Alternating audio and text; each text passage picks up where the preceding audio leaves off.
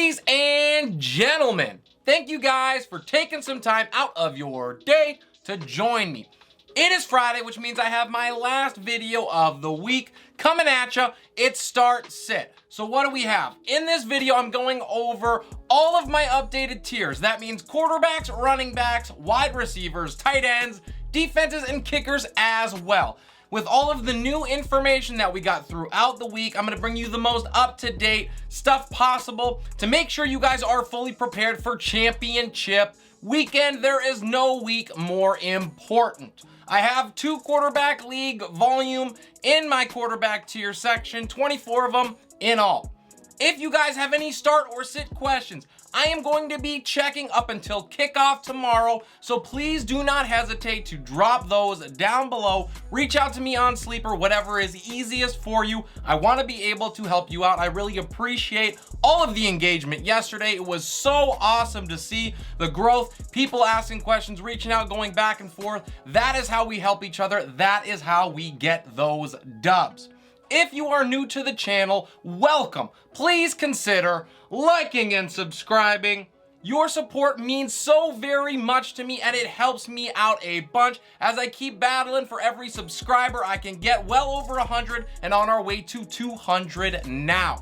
With that said, done and out of the way, I have 13 player situations that I'm going to cover, and then we will get into those tiers. So, without any further ado, it is week 17's Start Sit.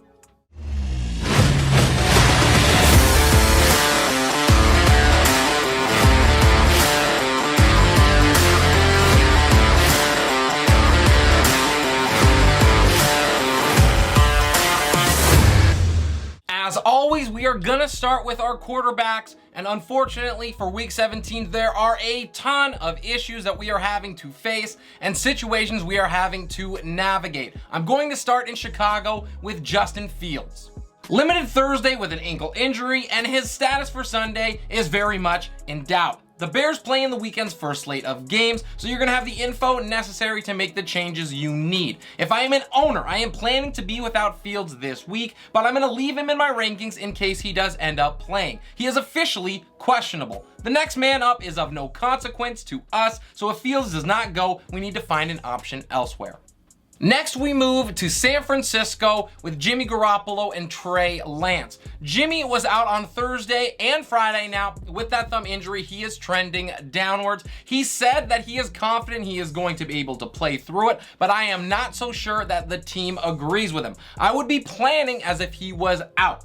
I am very high on Trey Lance this week, and I believe he can produce in a big way if given the opportunity. If available for whatever reason, go pick him up. He is a top 12 option for me.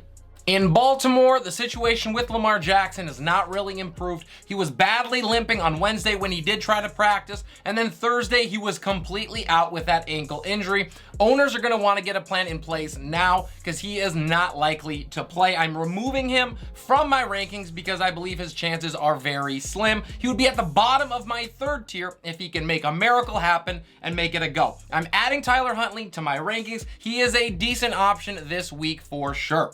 To Indianapolis we go. We're talking about Carson Wentz, who is still on the COVID list. It is not looking good for him to be able to suit up. It looks like Sam Ehlinger is going to start in his place, and that is obviously not only a downgrade for the wide receivers, I think the offense as a whole suffers a little bit. I've downgraded Jonathan Taylor slightly because of it as well. News coming out early this morning from Minnesota. Kirk Cousins is going to be out this week after he was placed on the reserve COVID list. This is a massive downgrade for the entire Minnesota offense, bringing tons of risk with apparently the unknowns of Sean Mannion, who is going to start. It impacts Justin Jefferson a little bit. I'm sure that is very key for owners. He still remains a top 10 play for me due to his talent, and that Packers defense now becomes a top 5 play as well.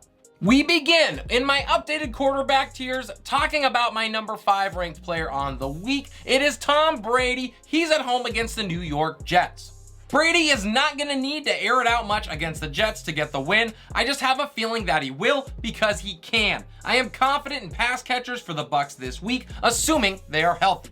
into tier 2, and we're going to talk about the last guy, number 9 on the list for me, Joe Burrow, at home against Kansas City. The encore performance will be difficult for him this week, but I think Burrow steps up in what should be a fairly high-scoring affair. In this massive AFC matchup with playoff implications, look for both quarterbacks to come out firing. At the top of my third tier, my 10th ranked quarterback on the week, Kyler Murray travels to Dallas to take on the Cowboys. Murray hasn't been the same since returning from injury, and the loss of his top wide receiver threat certainly hasn't helped. With injuries piling up in the running back room too, he is going to need to do a little bit of everything if Arizona is to have a chance. To the top of my fourth tier, I'm loving Tyler Huntley at home against the Los Angeles Rams. And it certainly has not been Huntley's fault that this team is reeling, as he's stepped up and done an admirable job replacing the former MVP. Huntley is going to need to do a little bit of everything too to help the Ravens keep pace with LA, and I like him as a streamer this week. At the bottom of tier 5, the last for my quarterbacks, I have Baker Mayfield traveling to Pittsburgh to take on the Steelers. 3 straight top 20 finishes for Baker are enough to warrant a low-end QB2 start. And while he's not likely to finish with a big day, he provides a decent enough floor where your desperation in playing him won't kill your chances. It gets tricky as we head into our running back situations. I have 6 of them to talk about. We're going to start in Arizona with the combination of James Conner and Chase Edmonds.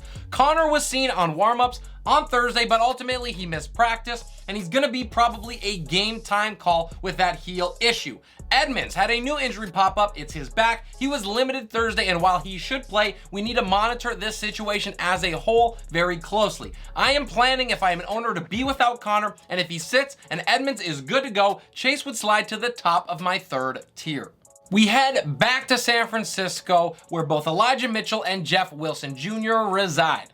Mitchell, with that knee injury, was limited both Wednesday and Thursday, and his status is uncertain. It is possible that this is a full-on committee approach as the Niners try to limit wear and tear in Mitchell's return, as Wilson split reps with him in practice. If Mitchell can't go, Jeff Wilson would be near the top of my third tier and would likely see a massive workload. But if Mitchell is active, he's the one that I am starting, and there is far more risk here overall than we would like in a smash matchup. Keep your eyes on reports and plan to start whoever the running back 1 is in San Francisco.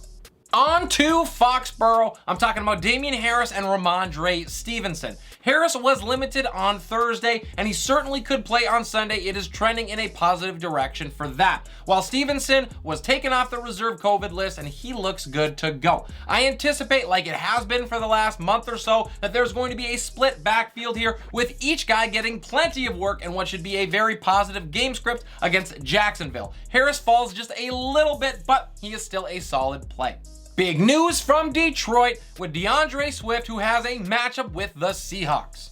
According to Coach Dan Campbell, Swift is ready, you know it, and you can see it. He's practiced in full twice in a row now and may see his usual workload in a great matchup against Seattle. I have him at the end of my second tier, and while there is a bit of risk with the workload and a bit of an unknown, he has an extremely high ceiling. We know that, and for me, that makes it a risk worth taking. A really tough blow for owners in Washington. Antonio Gibson did not practice on Thursday with that hip injury, and then he was placed on the reserve COVID list this morning on Friday. He is out, and in slides Jarrett Patterson for the football team. I do not have Patterson in my top 30 for this week. I've bumped up the Eagles' defense as well in response to this news. It is likely to be another very long day for Washington.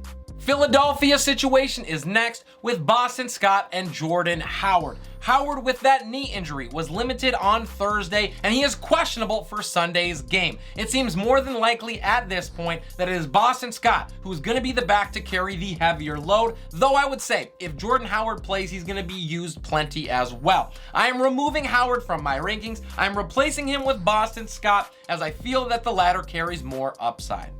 Due to all this updated news and information, I have a new top dog at RB1 for me in week 17. It is Nick Chubb, who travels to Pittsburgh to take on the Steelers.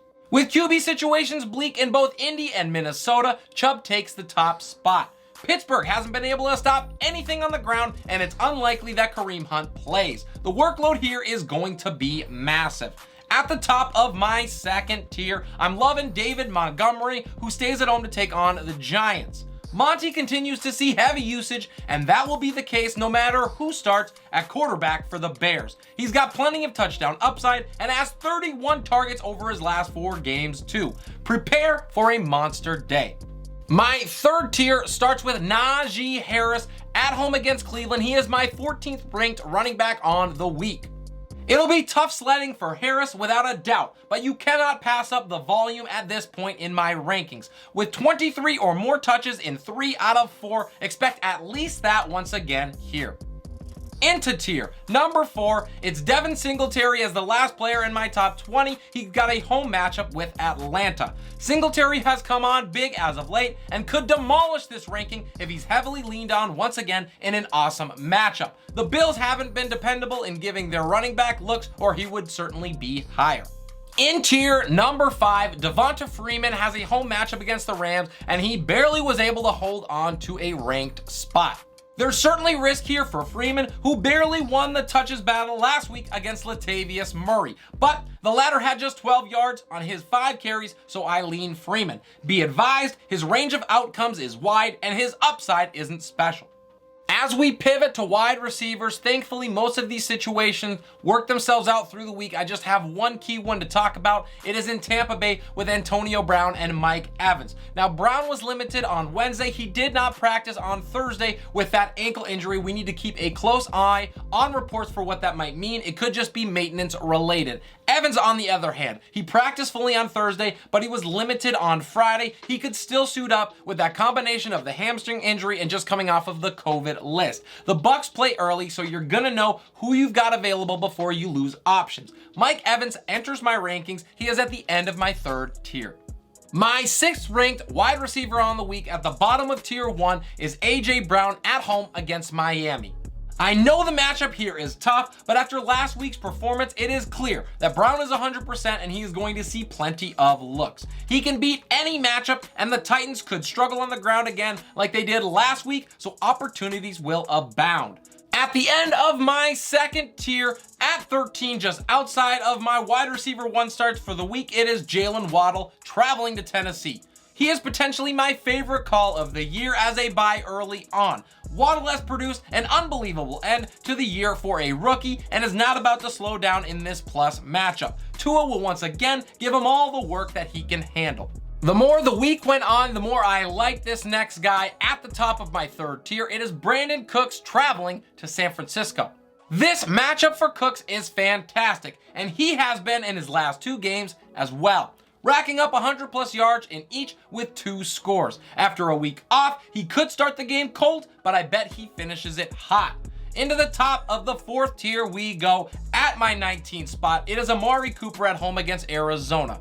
Coming through last week in a big way, Cooper is going to have every opportunity to do it again, as the Cardinals cannot seem to do anything right in the secondary over their last 3 games. He is far more likely to boom than bust in this one. At the top of my 5th tier and my number 27 wide receiver overall, it is Michael Pittman Jr. at home against Vegas.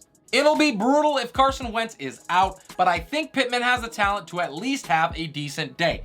In a tough matchup though, temper expectations as he's unlikely to produce big as he has for most of the season. There is really just one tight end situation that I want to cover. It is in Pittsburgh with Pat Freiermuth, who plays Cleveland at home. He was a full participant on Thursday, and things are trending in the right direction for Pat, but Friday's injury report is going to give us the most clarity. If he does play, there is a chance that he is limited coming off of those 2 recent concussions in that short span. I am keeping him out of my rankings because of that. To my updated tiers at tight end, staying at the number 1 spot, it is Mark Andrews. He plays the Rams at home.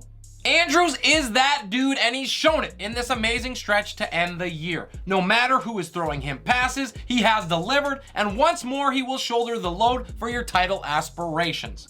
To the 2nd tier at the top, and my 4th ranked tight end of the week, it's Rob Gronkowski traveling to New York. Gronk may be the only top pass catcher for Brady that's at 100%, and after he was basically ignored last week, I expect Brady to make it right and go to him often in this one.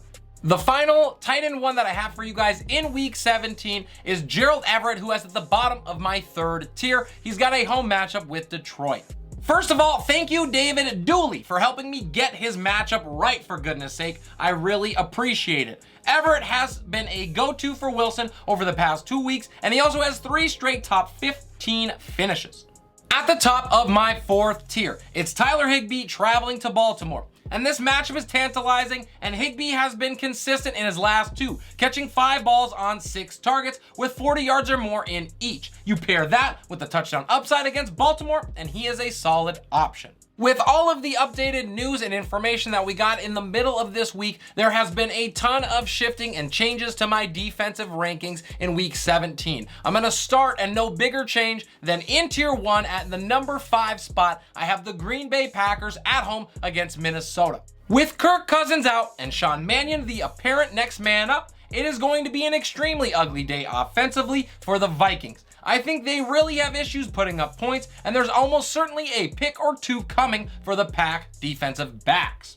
To my kickers, and at the top spot, it still remains Nick Folk in a home matchup with Jacksonville. He may have let us down in the last 2, but the 3rd time is the charm in an awesome top 3 matchup for Folk. The Jags have no chance here, and this one will get ugly quickly, meaning plenty of chances for Folk to redeem himself.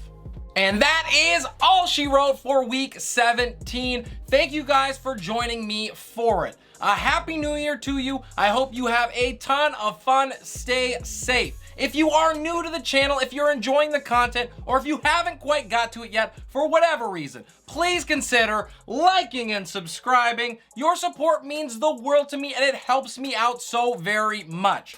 If you guys have any start or sit questions, make sure you drop them down below or reach out to me on Sleeper, whatever is easiest for you. We know that this is a critical week 17. It is championship week, and there is going to be a lot of news and information coming out in the next couple days. Things can change quickly, and I want to be able to help you out. This is Relentless Press. I'm your host, Abraham O'Pats, and we'll see you next time.